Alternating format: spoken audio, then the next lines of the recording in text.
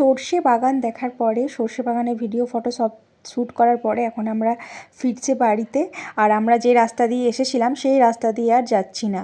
ঐশিক বলল ওর কাকাকে যে কাকা আমরা যে রাস্তায় এসেছি ওই রাস্তায় তো এলাম, এবারে অন্য রাস্তায় যাই। তো ও না ক্যানেলের একটা রাস্তা আছে যেখানে ক্যানেল তৈরি কাজও হচ্ছে, হয়তো নতুন করে মডিফাই হয়ে আরও সুন্দর হবে, তো সেই রাস্তা দিয়ে আমরা এলাম।